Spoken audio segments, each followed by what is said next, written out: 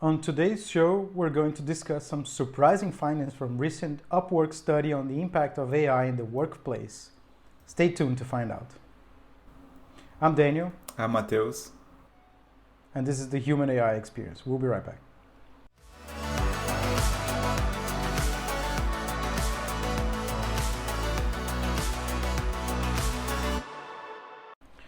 So I came across this Upwork study and it was pretty interesting. Basically, they interviewed 2,500 people from US, UK, Australia, and Canada, from C-suite executives and full-time employees and freelancers. And the research revealed that 96% of C-suite leaders expect AI to boost productivity because they have been brainwashed that by all the tech companies that this is the reality, right?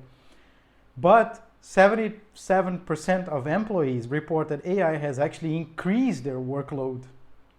So it seems that there's like a significant gap between expectations and reality. Yeah, definitely.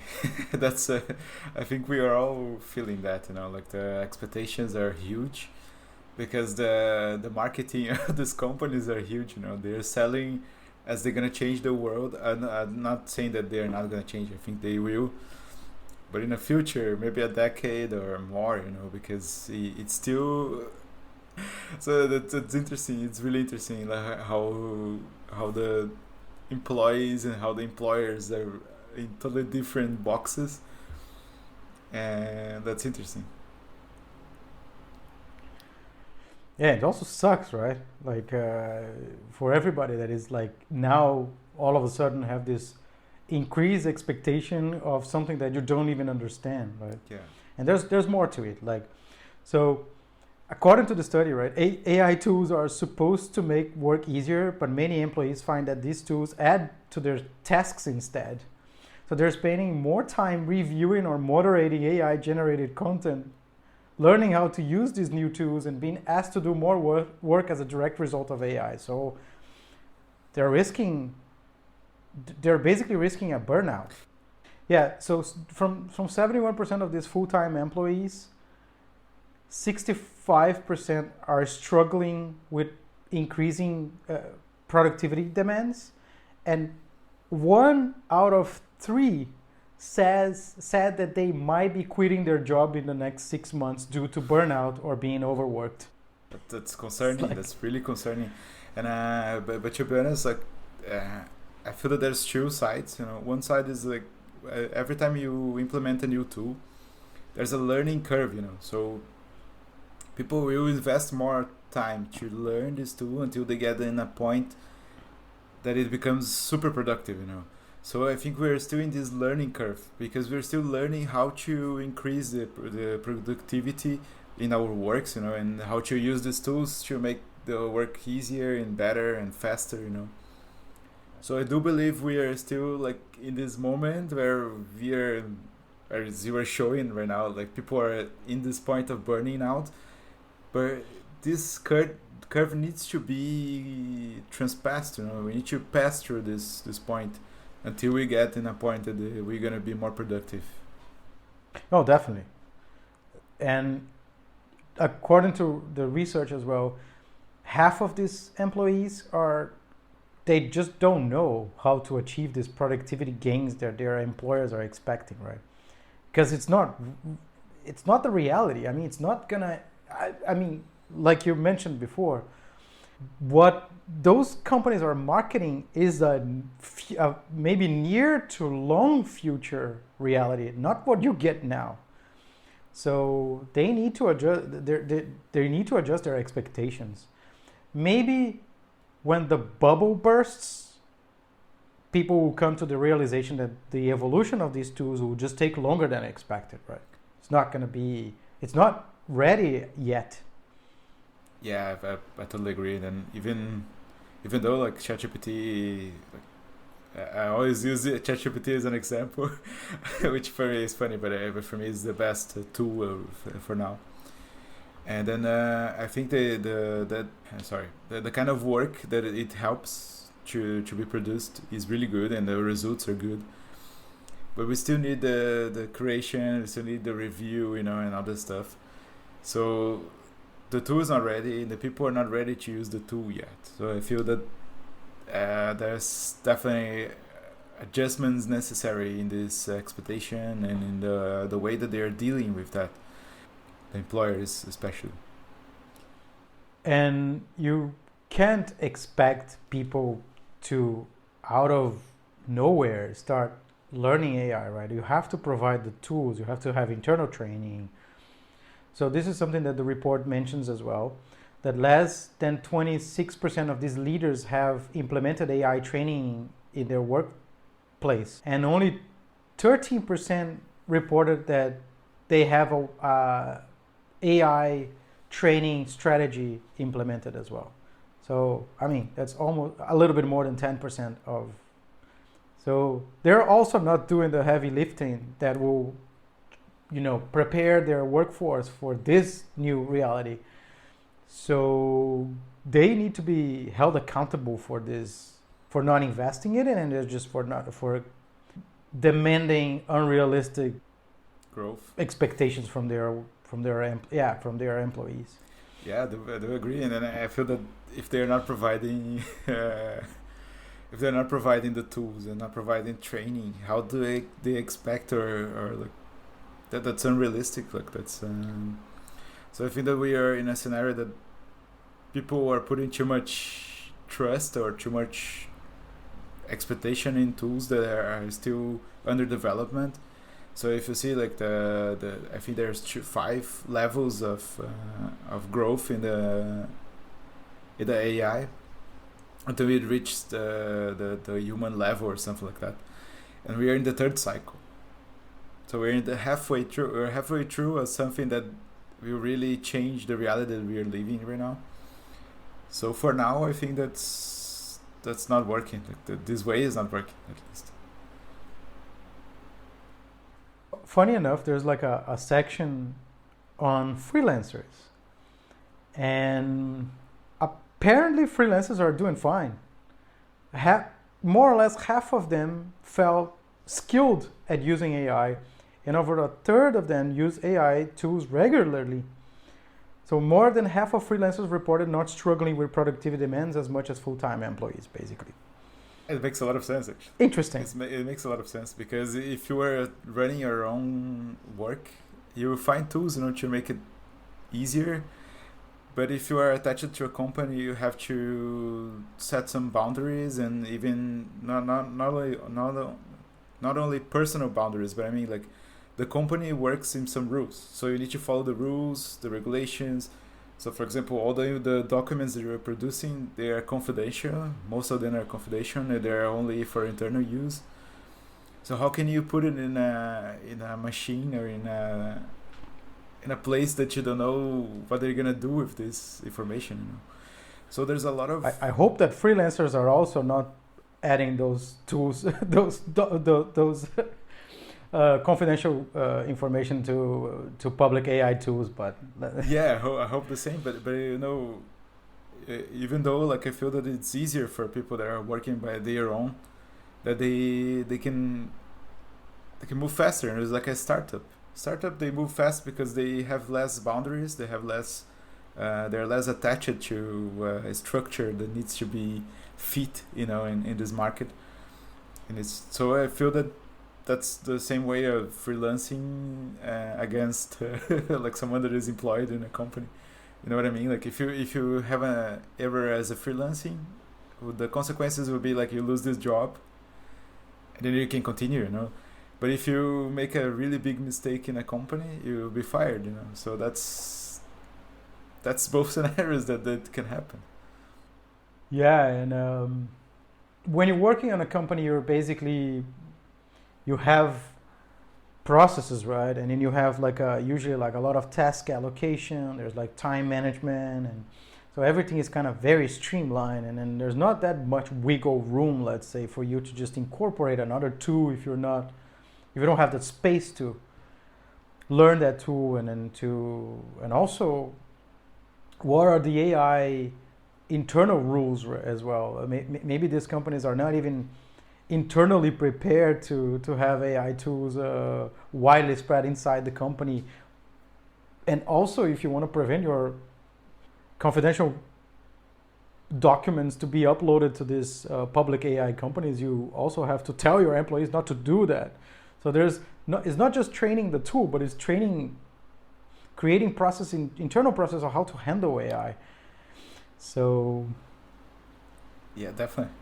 You cannot only say to people like use this tool and then you figure out how to be more productive. Like it's people don't have that much time, you know. In the companies you usually have to reach some goals every month or every 6 months, you know.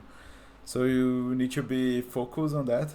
And then how can you focus in a new tool if you and people use the easy way. It's the human being thing, you know. So we always go for where our knowledge is already consolidated, you know, to do the things easier.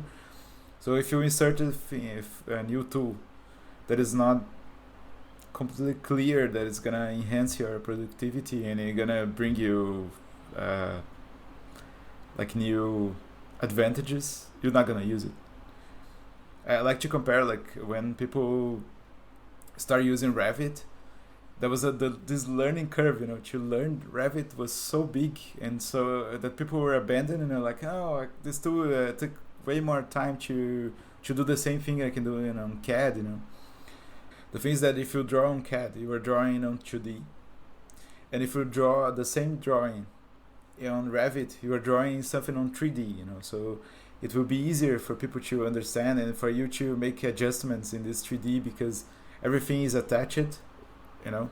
So if you enhance the walls or if you enhance the size of some rooms, it automatically will change in the whole drawings, you know. But if you do it on CAD, you do it everything manually. So if you change the size of a room, you change the size of the sections, the size of the facades, you know. It will match it the whole thing. But then when you are drawing and you were submitting your work to the client, in the first submission, it might be almost the same time, you know, that you implemented both. But when you do revisions on it, Revit is way better, you know. So because you can do it way more faster. So people don't get it that when they are implementing these tools, you know. So they were like super afraid, like, no, I'm taking more time because I don't know how to use the tool, so I need to fix stuff that I never have done before, you know, using CAD. So this battle, it took longer, you know. There are still companies nowadays that they are not using Revit because they still think that CAD is more efficient, you know. Yeah, it's a tool that needs time to be mastered, right? And those tools have been around for 2 years, mostly. When ChatGPT came out, like 2 or 3 years ago? 22. Like, no, 22? Yeah, 22? Yeah, so I mean, that's nothing. Like it's pretty much like in the early adoption phase. So with time, I think we'll reach some maturity, and then also the use cases, I think, will evolve, and then we'll have people will learn. But you also have to incentivize. If you are expecting your employees to be more productive, you also have to give them the right tools, the right training, and the amount of time necessary to master that. Then you can start expecting a bit more. Of course, we're talking more about the large language models, but I feel that some companies, they are worried to work in their products to create small chat, small bots, or even other types of AI, you know, inside of their material. And then these companies, I think they're doing right because then you were working in some internal processes, you know. But if you simply give a tool that is ready and done by another company, you know, like, and you just give to your employee and say like, be more productive with this tool, that's not the way it should be done, you know. And I believe. And then sorry. I was speaking to a friend of mine that works in a company, and then they recently switched from Slack to Microsoft Teams, and then that, you know, it pissed off a lot of employees internally because Now you have to adjust to all the limitations that Microsoft Teams have compared to Slack, which is, I've used Slack and I really like it. I think it's a pretty efficient tool. So that will have productivity, it will impact productivity during a period of time where these people will have to adapt to this new tool. And I hope the management is actually taking that into account, especially if it's like a company-wide transition, right? So you need to take that into consideration. You just cannot shovel a tool out of people's throat and expect them to just accept, and from one day to the other we're just producing 50% more. That's not how it works. Yeah, definitely. I think every change it takes a little bit of time, and then people need to adapt. And this change from Slack to Teams is a big thing, because they're totally different tools. They have the same purpose, but they are used in so many ways. Like in Teams, you have groups. And then it's totally different. I'm not gonna make an example because but it's an interesting story. Yeah, and then just to bring it back a little bit to the freelancing or freelancers, I think it's kind of obvious that if you work by yourself and you have to do, you're a solo entrepreneur, let's say, and you have to do all the tasks yourself, that you desperately need. Try to find ways to get all the automation of the boring task out of the way, so you can focus on doing what you like to do, right? So it's not a surprise to me that a lot of freelancers are thriving with these tools, and maybe perhaps that might be the first group of heavy users of these tools will be solopreneurs or creatives that have their own business and so on. Yeah, I feel that makes a lot of sense, and even though, as we mentioned, because these people, they need to be innovative, as you said, for them it's better for them to be more productive, So if they learn fast another tool, and then they can apply it, and they know all the processes that are happening in the company, so it's easy for you to move faster.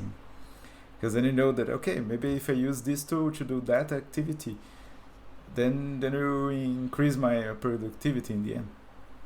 But in bigger companies, sometimes you don't know the whole processes. You're doing part of it, so how can you?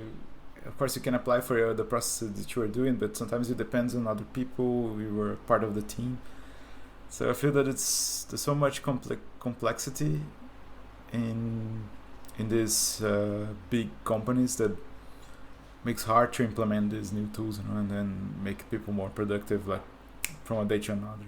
One thing is for sure, AI is not going anywhere. It's only going to increase their capabilities. It's going to be more widespread. So now is the time for companies to start looking into how they can incorporate these tools, how their internal process will be affected by these tools. And of course, start offering training, and then expecting, of course, then maybe in the near future, their employees will be a lot more versed into AI. Yeah, of course, I'm advocating for the employees, but I feel that some companies, they have already the R&D department where they test a lot of new stuff, and maybe that's the right way of starting, with AI.